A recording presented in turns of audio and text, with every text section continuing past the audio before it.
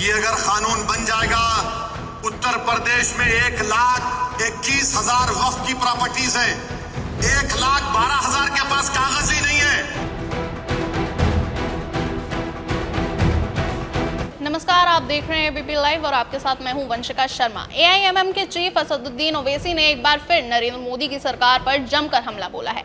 ओवैसी ने बीजेपी शासित राज्यों में बुलडोजर से मुसलमानों के घर को गिराने और वक्फ बोर्ड संशोधन बिल को लेकर पीएम मोदी पर जमकर निशाना साधा।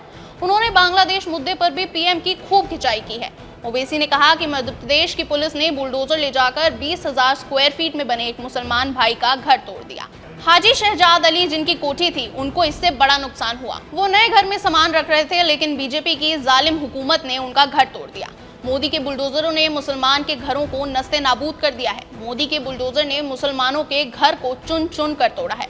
मध्य प्रदेश का डीएम कहता है कि सिर्फ मुसलमानों का ही घर तोड़ूंगा। एक महाराष्ट्र में कह रहा है कि मस्जिद में घुसकर मारूंगा। मैं प्रधानमंत्री से पूछता हूं कि क्या कानून उस पर लागू नहीं होता। ओवैसी ने आगे कहा कि इस मुल्क में मुसलमानों के खिलाफ जिस तरह की नफरत दिखाई जा रही है, वो बिल्कुल वैसा ही है जैसे हिटलर के समय में होता था। हिटलर यहूदियों से ऐसे ही जुल्म करता था, इनके घर तोड़ दो, इनकी दुकानें तोड़ दो। साथ ही उन्होंने ये भी कहा कि इनके खिलाफ पिक्चर बनवाओ। ये जो नफरत मुसलमानों के खिलाफ पैदा कर दी गई है, उसके खिलाफ कोई भी बोलने को तैयार नहीं है। महाराष्ट्र में कोई भी धर्मनिरपेक्ष पार्टी उस नेता के खिलाफ कुछ नहीं बोल रही है।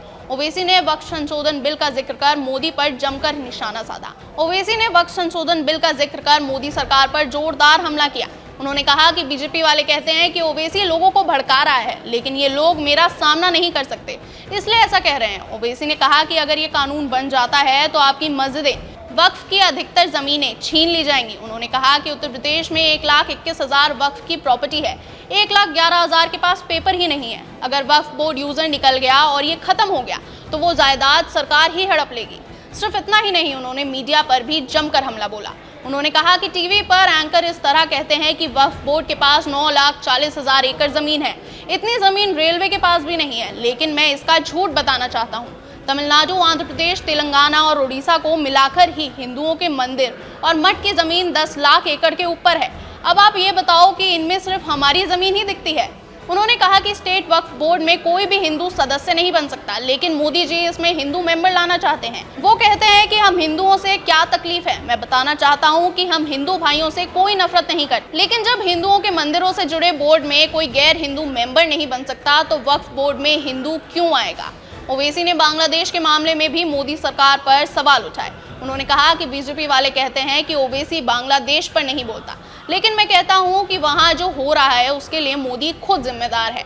ये बांग्लादेश को छोड़कर शेख हसीना को शरण दे रहे हैं। मोदी ने शेख हसीना को क्यों बुलाया? बांग्लादेश हमारी पड़ोसी है, यहाँ पाकिस्तान पैर जमाएगा तो हमारे लिए दिक्कत होगी, वो आतंकवाद फैलाएगा। बांग्लादेश से दोस्ती करने की जगह वो शेख हसीना को तवज्जो दे रहे हैं।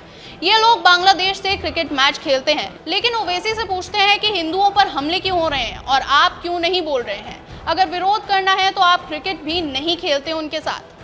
ये था ओवैसी का बयान और इस पर आपकी राय हमें कमेंट सेक्शन में जरूर बताएं और ऐसे ही खबरों के लिए देखते रहिए एबीपी लाइव।